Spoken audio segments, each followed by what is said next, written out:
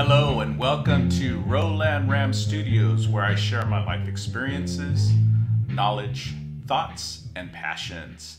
My name is Roland, and we're going to get into another episode of Hobbies, Health, and Happiness. This episode is all about the bass guitar. So I wanted to talk about the bass guitar because I've had a lot of musical passions growing up. Earlier in my younger days, I did try to pick up the guitar, classical guitar, and I liked it, but it just didn't really mesh with me. So I kind of migrated into we had a piano in the house, so I kind of tinkered with that. I later bought a piano keyboard, later got a synthesizer, and I really enjoyed the piano and keyboard and synthesizer. And I'll probably do that on another episode because I do use that in some of my music production. But when I picked up the bass about maybe 10, 12 years ago, I really fell in love with the bass. I love the simplicity of it, yet the complexity of it as well. So a bass guitar can be as simple as just hitting, one note every 4 beats in a song. But if you hit that note right, if you keep to the beat, you really nail in with the drummer, it could really give the song a real cool groove to it. And I really love that about the bass. It really holds down the song. If you ever notice a song without bass, it just sounds hollow and empty. It's too bright. The bass gives its bass and its body, and then the drums really give it that push forward. And so it's really nice. Every instrument in the song is super important, including the singer.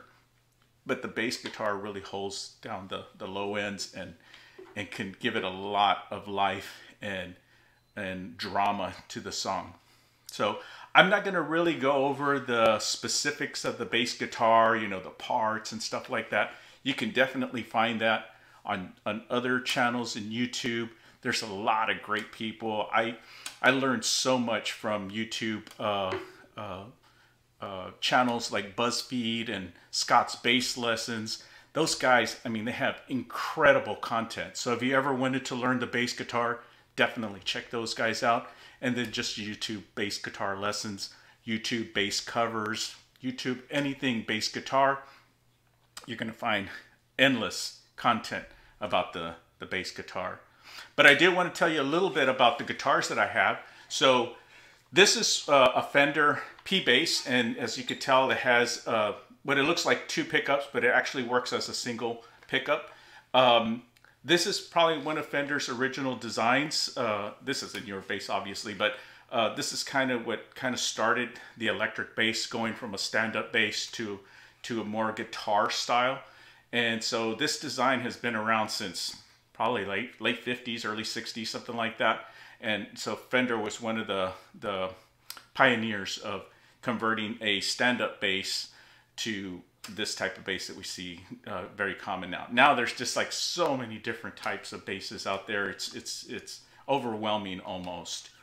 Another bass guitar, one of my first ones that I purchased, is that black and white one. It's also a Fender, but that one is a jazz bass because it has actually 2 pickups. It has a pickup closer to the neck and then another pickup closer to the bridge. And so by blending the 2 sounds, you can get a really deep, low end, real mellow, melodic. It's a beautiful sounding bass. I really love it. The other thing I really like about that bass is that it's a Getty Lee signature bass. And so it has Getty Lee's signature. It's like a little squiggle on the back of it. But that's really cool because that's one of the reasons I bought it. I love Getty Lee from Rush. And I thought, man, that's cool to have a Getty Lee signature bass. It was actually created in Japan. This bass was created in Mexico. The US basses are out of my league, and I'm not quite there yet as far as my talent, as my skills. I'm still a very intermediate player. I by no means consider myself a professional player. I'm more of a hobbyist bassist. But every day I try to learn more. I try to learn scales. I try to learn chord progressions, fingerings, technique, listening to other bass players, how they do certain things and their styles of playing.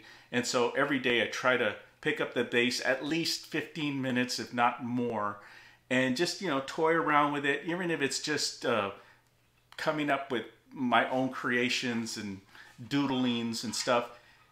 Just pick up the instrument if you're interested in an instrument, particularly the bass, or any instrument for that matter. Pick it up every day and just play with it, practice. Try to learn some technical skills of it. You have to learn scales, you know, try to learn your scales, get those down.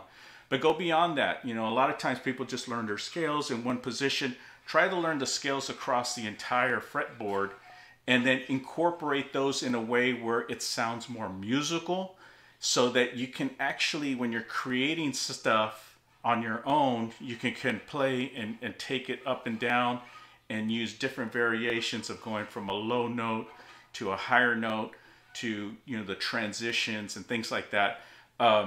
Currently I'm working on Pentatonic Scales, so I'm trying to learn those in both the major and minor scales of the pentatonic scales. I have kind of gotten down most of the major and minor scales. I'm a little rusty. I haven't done those in a while, so I need to get back to probably practicing just the major and minor scales and get those really nailed in.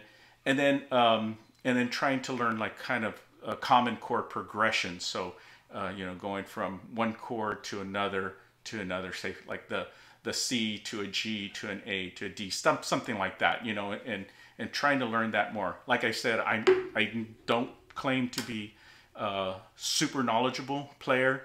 I play more by ear than sight, so I don't read music, but it's something that I am interested in learning, and hopefully as I progress in my teaching myself the instrument and becoming better acquainted with the instrument, with the notes on the page, I'll become a much better musician and bass player.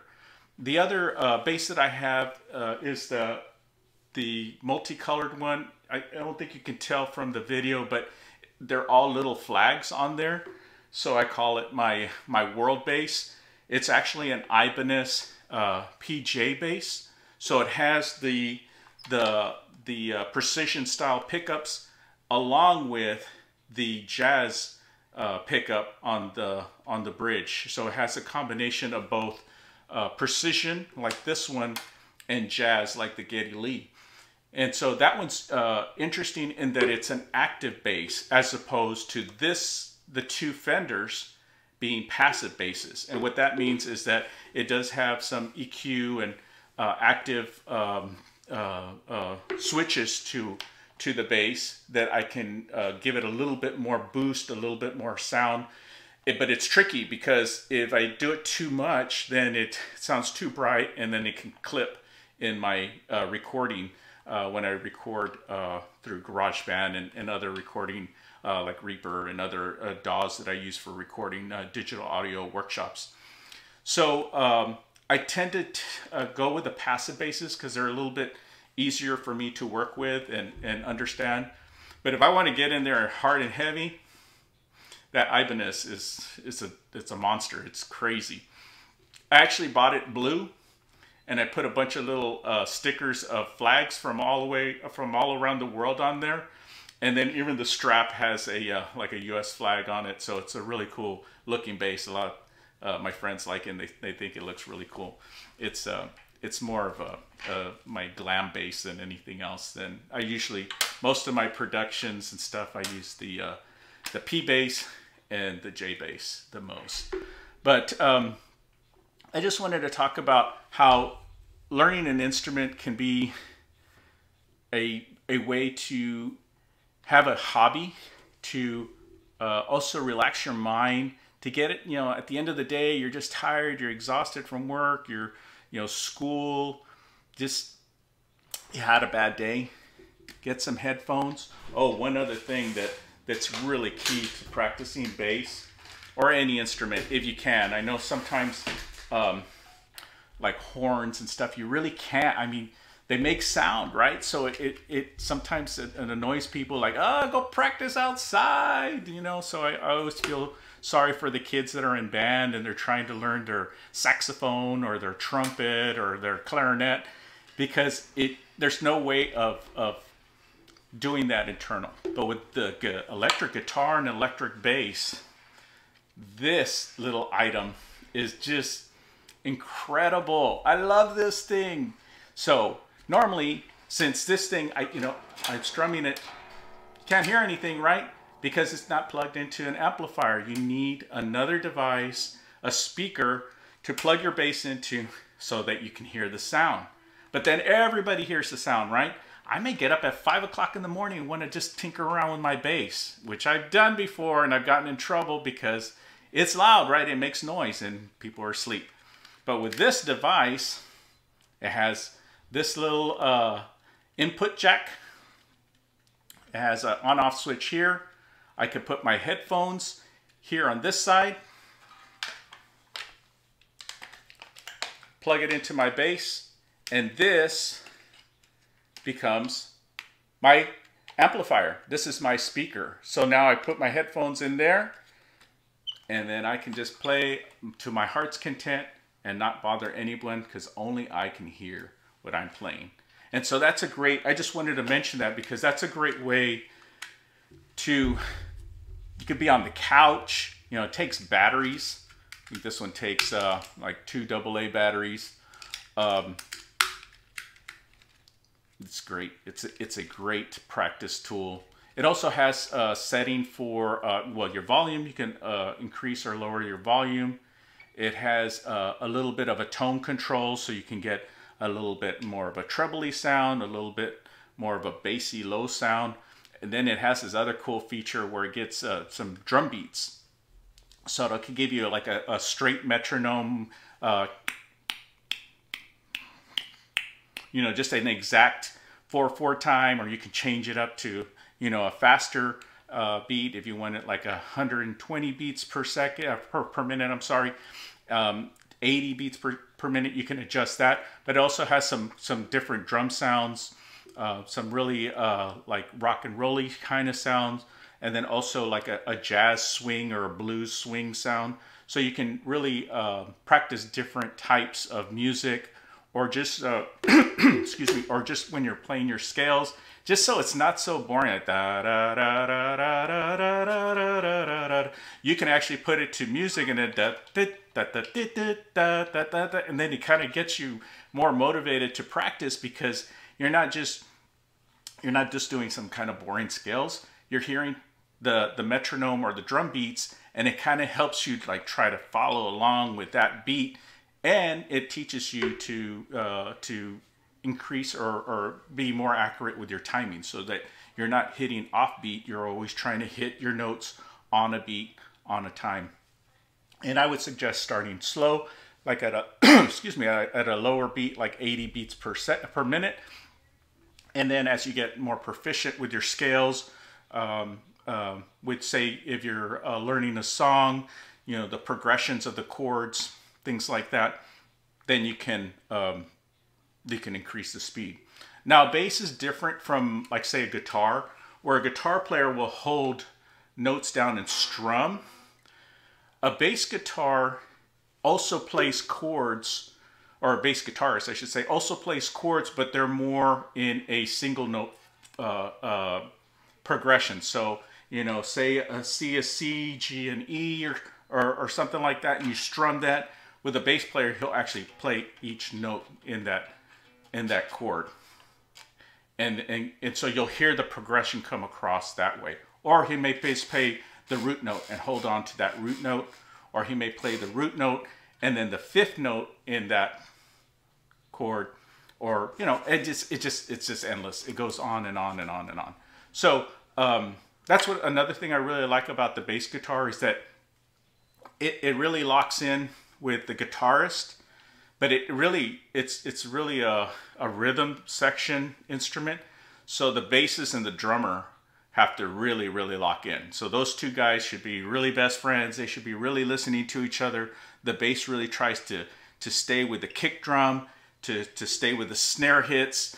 And so the bass player has a lot of duties in the band to keep the time of the song going.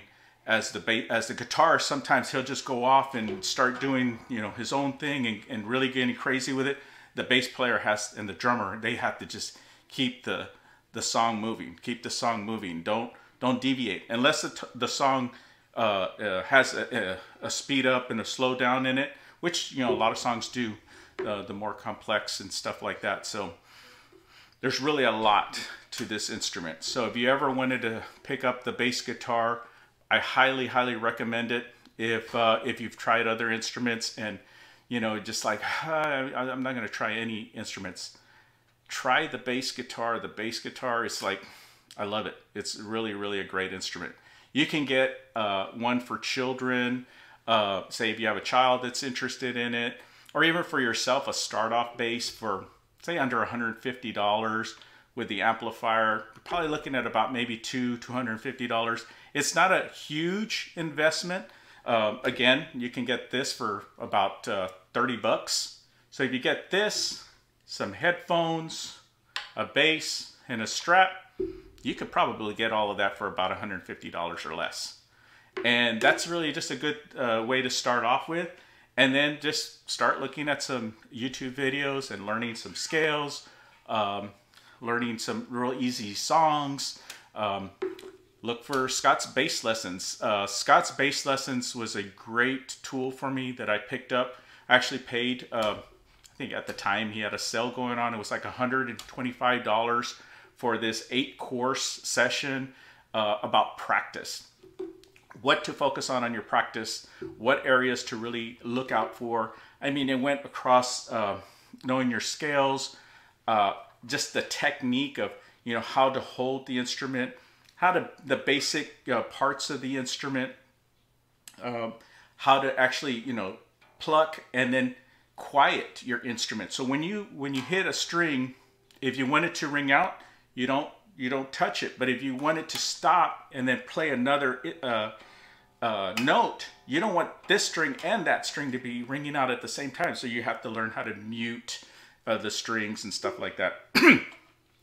So bass is really great instrument, and I just kind of wanted to introduce it to you guys, and because you know, hopefully you've seen some of my other videos where I do some covers, I do some original songs and stuff like that, and this video is about hobbies, health, and happiness, and this is one of my favorite hobbies. I love playing the bass guitar. It's just so great. It gives me so much joy because I even now just obsessed with bass players. So I watch other professional bassists and just amazed at the sounds that comes out of this instrument and what can be done with it. I'm super big into like heavy metal and hard rock, but I love jazz music too.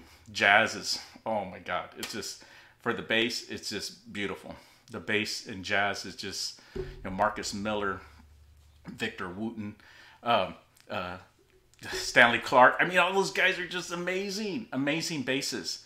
But then, you know, you got the heavy metal guys and you got the hard rock and roll guys, you know, it's an amazing, amazing instrument. So if you ever get a chance, pick up the bass guitar, check it out, and give it some time. It does take time. I've been tinkering with this for 10 years, and just within the last year and a half, I've really said I'm gonna put more focus into it, and I'm gonna get better. And so that's what it takes. It takes focus, dedication, and practice, and you will get better. And I have noticed that I have gotten better. I'm not as good as I want to be. There's so many more levels I need to get to, and I'm going to keep practicing till I get to those levels as well. And I love it. It's one of my passions. And let me know if you have an instrument that you're passionate about. If you do, leave a comment below, please. I'd love to hear it, and then maybe we can discuss that on our next episode. But that's it for me for today. Thank you for showing up. Thank you for your interest, and please like, comment, share, and subscribe, and we'll keep giving you as great content as I possibly can. Thank you, and have a great day. Bye. Thanks a lot.